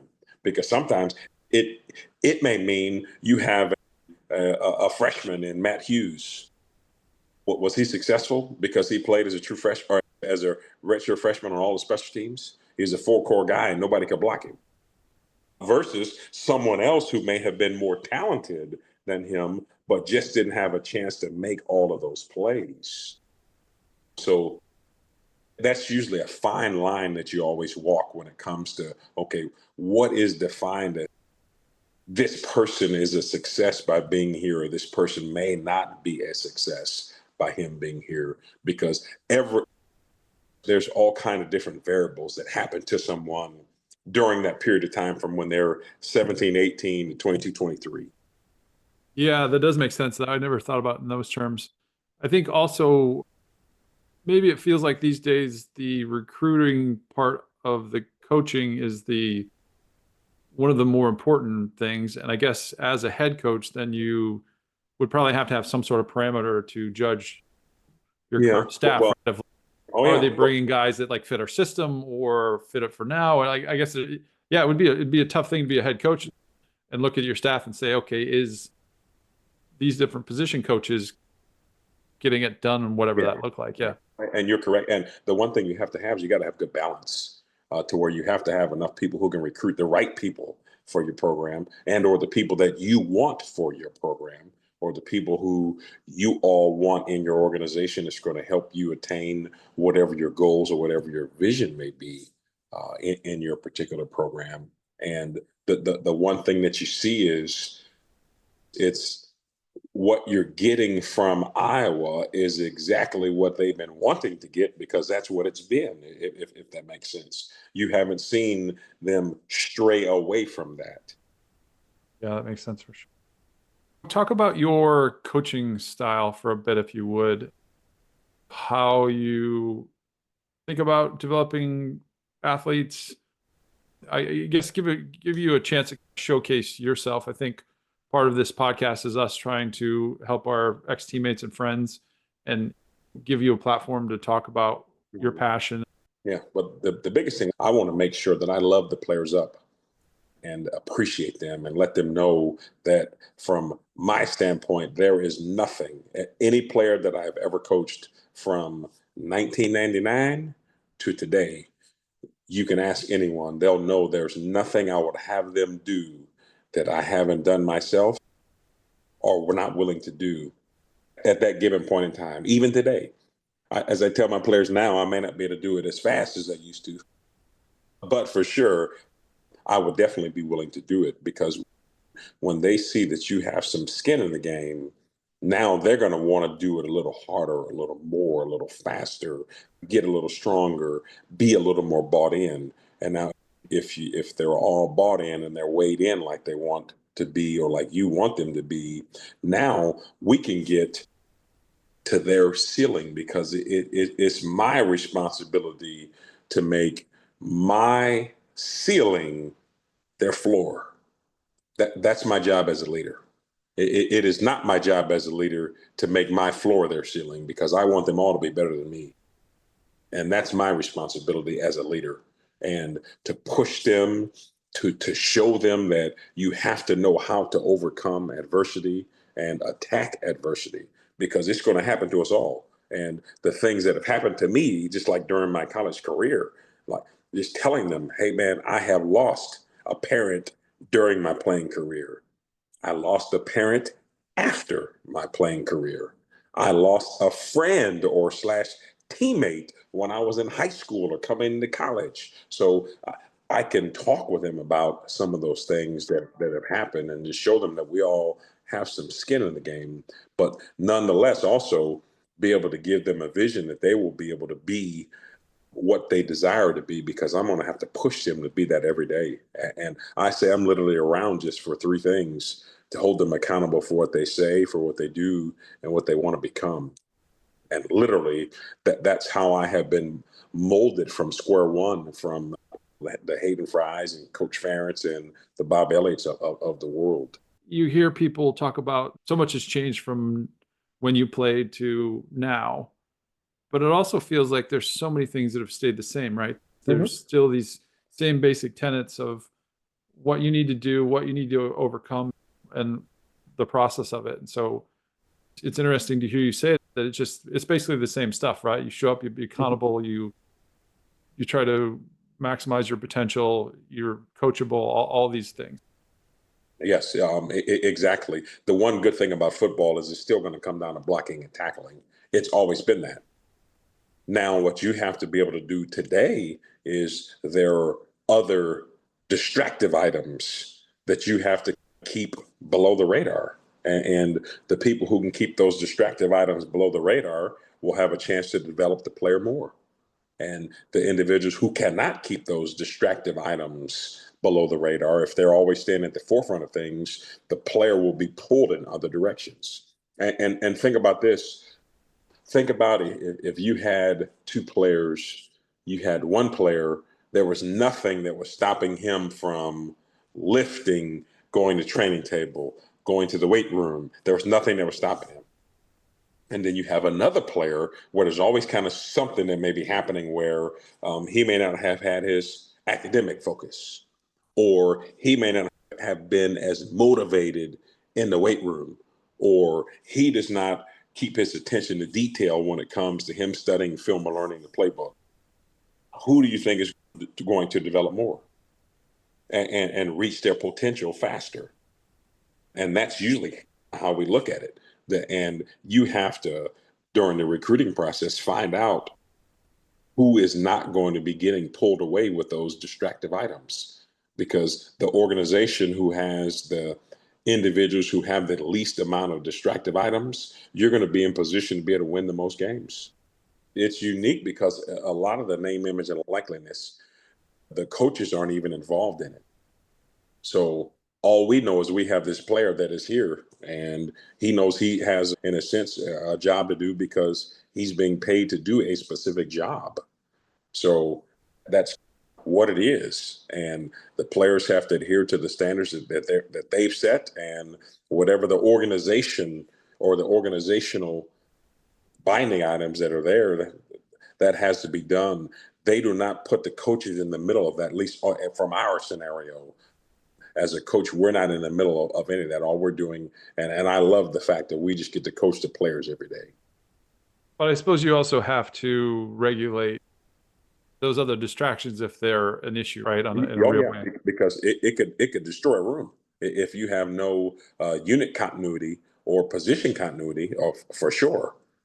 If players are only there because they want to receive payment, now you have a major problem, because this is a team sport. Because as soon as that happens, where everyone becomes about me at that point in time, and usually you're never going to be able to experience the success that you want to if it's always a me attitude. Yeah, I can imagine. And do you think the disparity of payouts is a team like destroyer or not? Yeah. You have a athlete that's making a lot of money and athletes maybe making 0 to none. Those are the things that even they have to deal with in the NFL, where you have the things that become the challenges or the issues. If you have the A-list athlete who is making, quote unquote, a high amount, and he's not producing, and you have a C-list athlete who is producing, that's where your challenges come into play. Interesting. I didn't think about it in those terms either. Yeah, because if you got an A-list who's performing like an A-list, it's not a problem. It's just a pecking order, and everyone's okay with the pecking order. It's okay. I'm not that person. If I have to get to that level to get that compensation. Got it. It's all good if everyone, and I can remember Peyton Manning talking about this, if everyone earns what they're giving or what they're receiving, you'll have no problems. That makes sense for sure. And usually that's where you run into a problem, because someone isn't going to earn or does not earn what they desire. And usually they're upset or frustrated or whatever the case may be. That disparity is a problem, isn't it? I guess for me, and having the kind of window into the NFL that I had for a while, going to these camps and stuff, it seemed like the age group of 20 to 22 or whatever it is, when you average age of the NFL player or the beginning NFL player, a lot of people weren't equipped to handle a lot of these challenges. I think financially, maturity wise, like all this stuff, we're forcing these kids to grow up even 4 years, 5 years early, right? Oh yeah, extremely fast. And what you have to be able to do is you have to be able to make sure that they have some fiscal and financial awareness. You got to get them some education. You got to understand they got to get tax people. And also some of them now, they have agents. So think about when you got your agent, you were 23 years old getting ready for the NFL. Now someone is 18, 17 with an agent. And so is it expected that the agent is interacting with the position coach? Most agents probably would never interact with the position coach, because there's nothing that a position coach can do. For example, as a position coach, we don't have any controls over Nick and the X amount of dollars that he gets. Right, but there has to be some sort of team GM that you would interact with? Mm-hmm, Yeah, mm-hmm, okay, got it. There's that piece of it, right? Mm-hmm. Got it. So you would be shielded from that. Okay, got it. Yep. Now, they would communicate with you, hey, we're having some conversations with Nick and his agents about blank and blank. Oh, okay, good. That's good to know. So it's the NFL model then, right? Mm-hmm. Yeah, in a sense, that's what it's really going to, guys. The only difference is there is no collective bargaining agreement. So we could pay a punter $6 million if we wanted to, or you could pay a punter $15 if you wanted to. There is no guideline for how you can be paid. And in my opinion, I think that's where things have evolved, because people are going to schools and they're making decisions for the wrong reasons. I say, yes, I want to go to school X because they're giving me this amount of money. But in reality, he may really fit in better at school B that doesn't have that much money or is not going to give him that much money. Yeah, and I guess it's ultimately whatever the deciding factor is of what's the goal, right? What are you trying to accomplish? Yeah. Are you trying to that's something that we all say, right? But if school X says, hey, Nick, I'm going to give you $200,000 to come punt for us. School B, which is in the exact same conference, says, Nick, we're going to give you $10,000 to come punt for us. Which school are you probably going to go to? just off the top, you go to the one that pays you more, but I think that's Right. maybe 50-year-old Nick sits back and says, what's long-term? What are the goals, right? What are you trying to do? Or am I trying to be a Hall of Fame player? Am I trying to amass the most assets? Am I trying to build a life after school? I think that's some of the things we're thinking as older guys of what's. You're correct.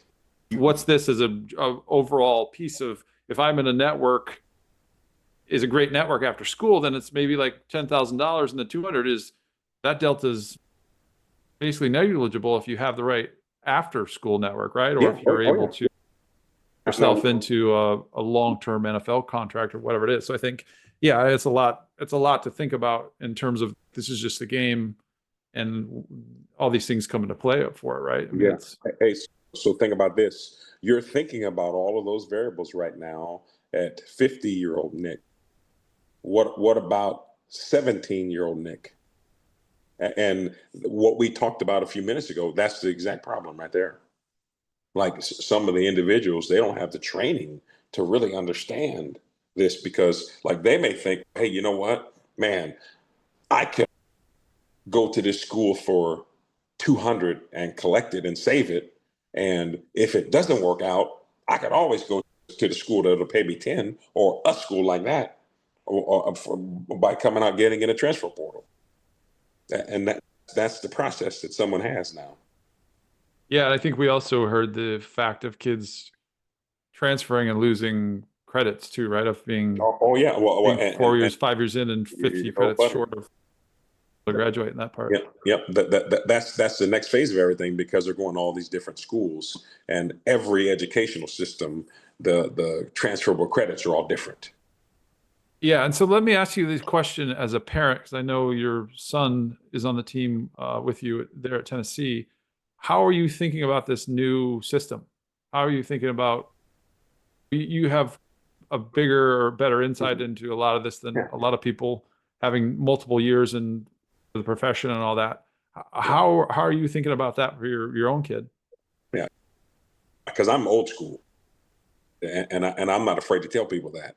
But I do think that I'm up for making sure that the individuals today can be compensated, which is true, and I'm specifically for that. But I just wish that there was a system that was in place to where you would still promote the individual to make his decision for the right reason.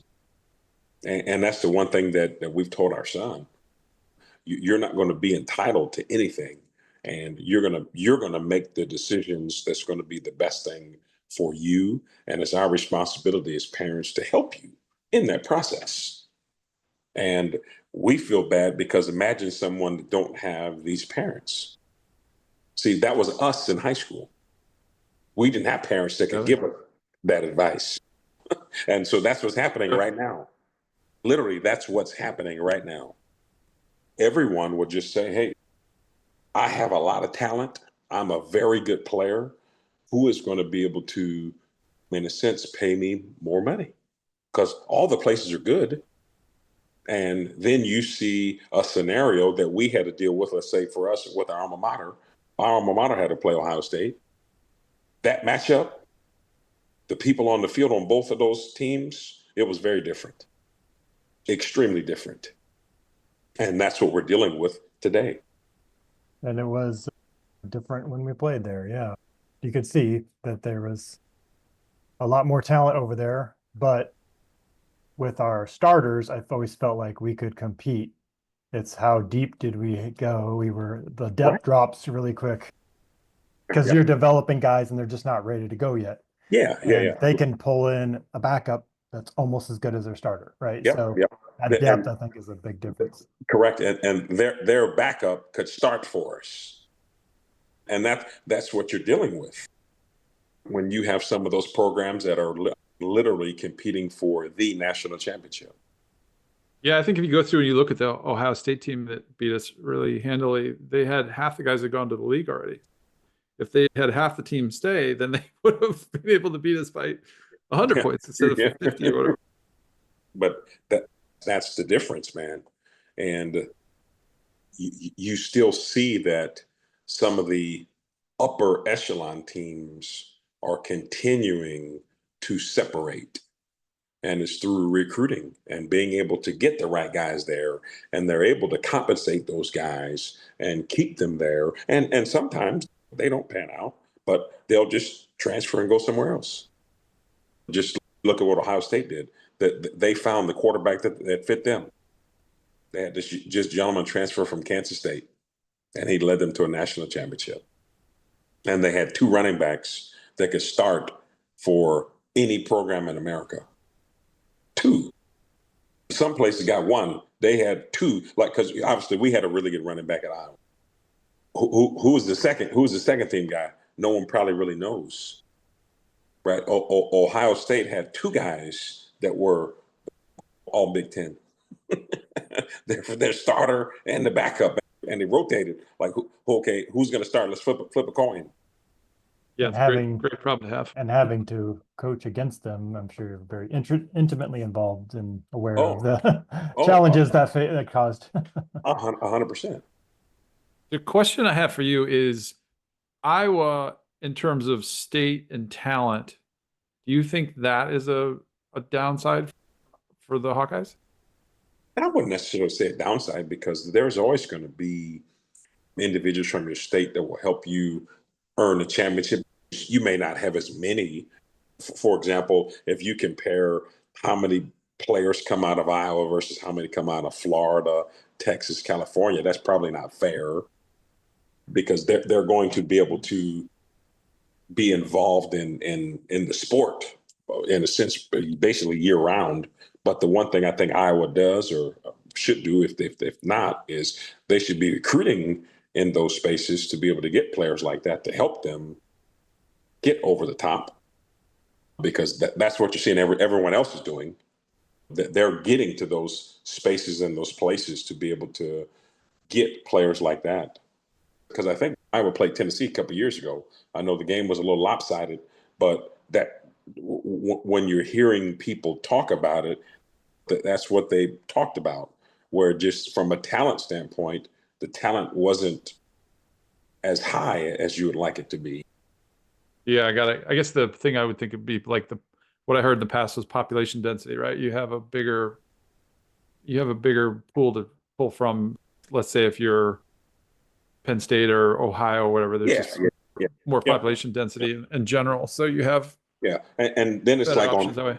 And then it's like on the flip side, where you got a place like Appleton Parkersburg, they put more players in the NFL than most high schools in the country, and they're in one small area of Iowa. All right.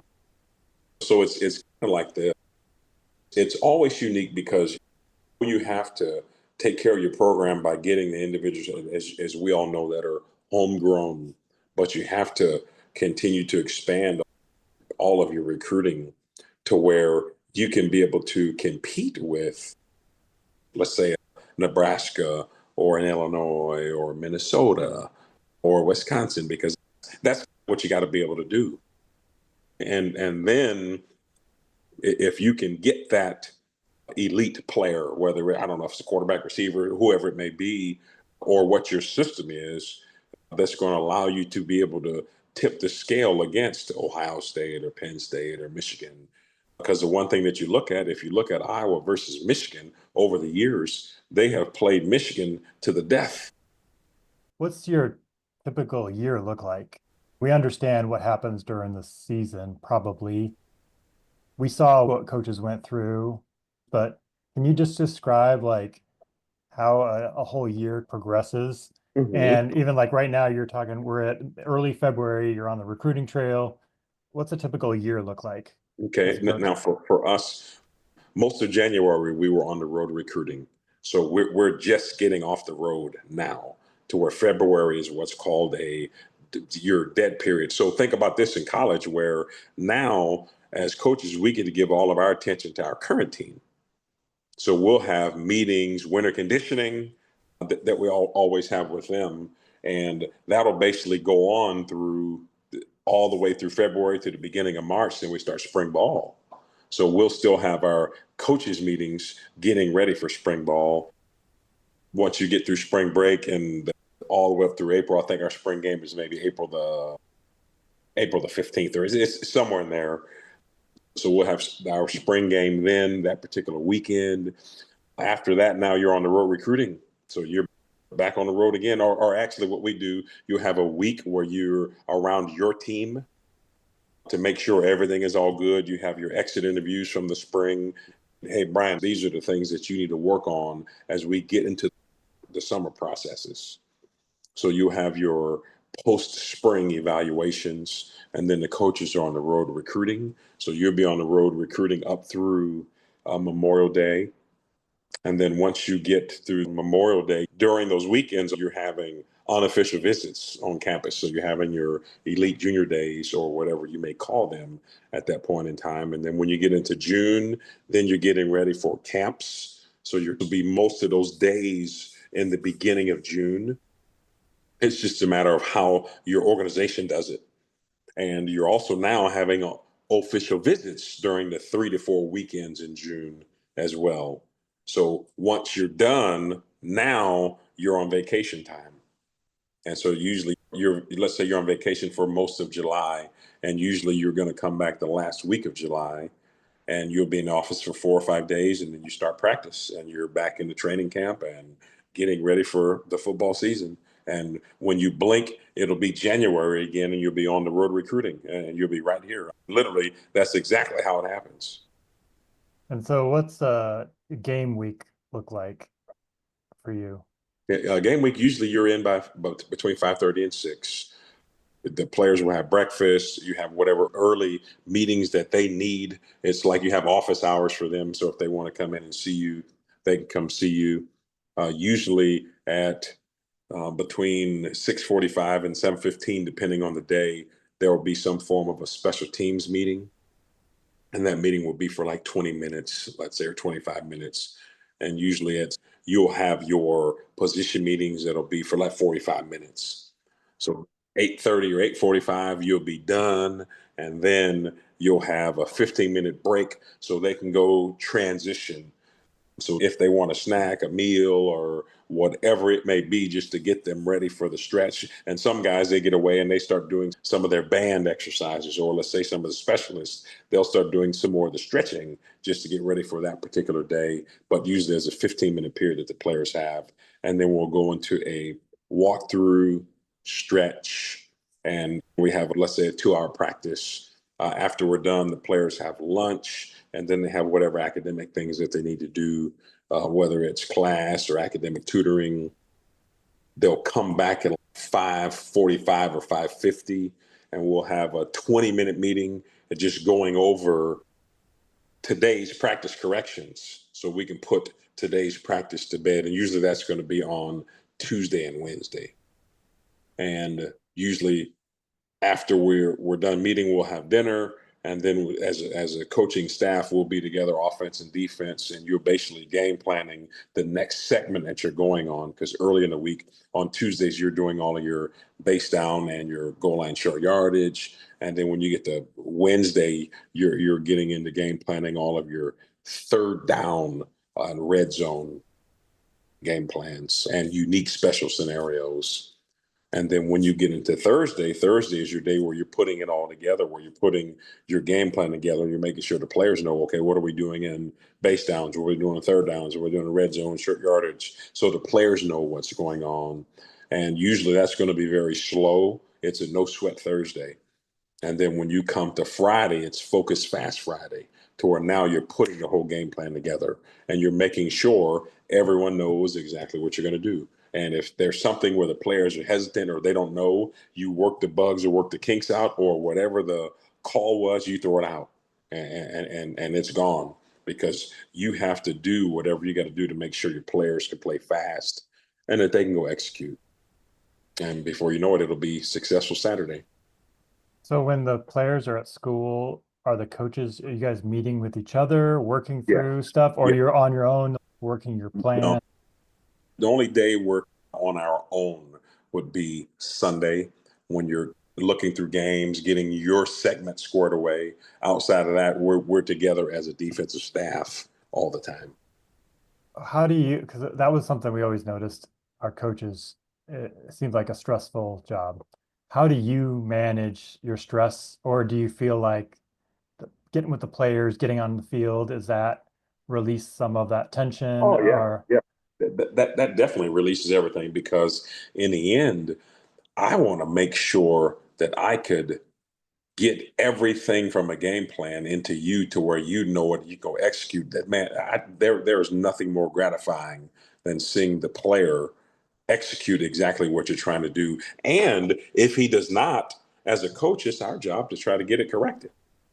So it's not as stressful as I think some people may see, at least from my perspective, because I know if this is what I'm built to do and this is what I do, it's just my responsibility to make sure that I do my job and put my player in a scenario where he can be able to go out there and execute and be successful.